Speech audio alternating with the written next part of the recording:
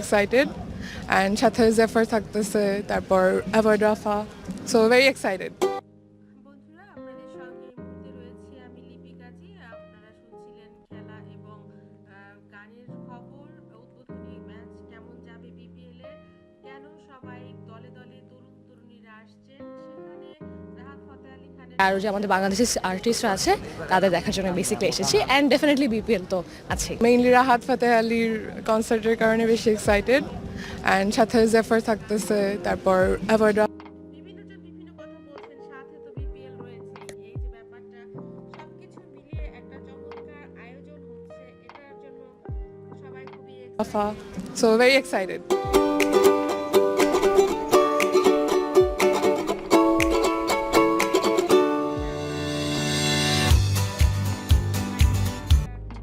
Ticket কিনবেন কিনা, তখন তারাও বললেন যদি অবশ্যই এরকমভাবে সবকিছু যদি শান্তিপূর্ণভাবে চলে তাহলে তো অবশ্যই। এসো দেশ বদলাই পৃথিবী বদলাই, বেজে গেছে বিপিএল দামামা 2025। উদ্বোধনী অনুষ্ঠানের জন্য আসতে শুরু করেছে মানুষজন এবং আমরা চারপাশে দেখতে পাচ্ছি বিস্তর আর্মি পার্সনরা সুন্দরভাবে সিরিয়াল মেনটেন করছেন, তারা পাহারা দিচ্ছেন এবং যারা যারা বিপিএল এর সঙ্গে আছেন তারকারা নিরাপত্তা রক্ষাকারী বাহিনী। দর্শক, এই মুহূর্তে আপনাদের জানিয়ে দিব এবারের বিপিএল এর যে উদ্বোধনী অনুষ্ঠান হতে যাচ্ছে সেখানে কি কি আয়োজন থাকছে এবং সর্বশেষ মিরপুরের পরিস্থিতি। দেশটাই আসলে বাংলাদেশের মানুষ দেখতে চায়। বিপিএল নিয়ে সবারই অনেক বেশি আনন্দ রয়েছে, অনেক উচ্ছ্বাস রয়েছে। সাকিব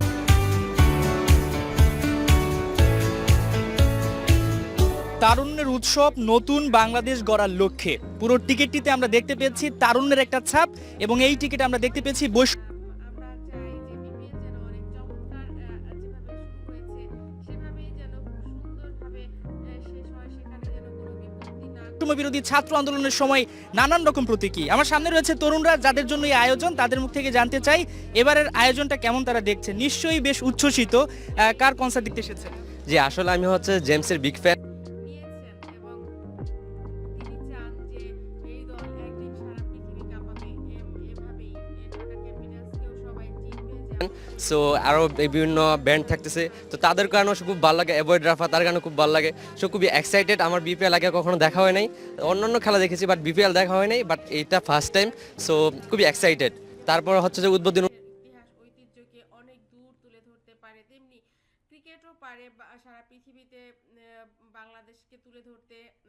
আর এতদিন যাবত অনুষ্ঠান তার বেশ এক্সাইটেড। সাকিব আল হাসান এবারে বিপিএল খেলবেন কি খেলবেন না একটা দৌড় টানা রয়েছে, শঙ্কার মধ্যে রয়েছেন, তাকে কি কোনোভাবে মিস করছেন কিনা? অবশ্যই বাংলাদেশের সবচাইতে জান প্রাণ যাকে বলা হয় সাকিব আল হাসান, বিশ্বের নাম সত্যিকার অর্থেই সবাই বাংলাদেশকে সমীহ করতো আমাদের দেশের অলরাউন্ডার সাকিব আল হাসান।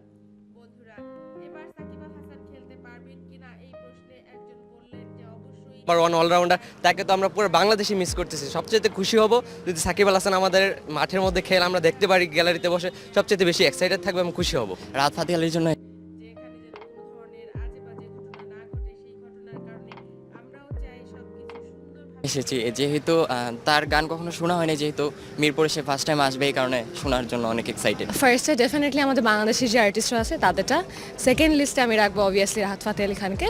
সো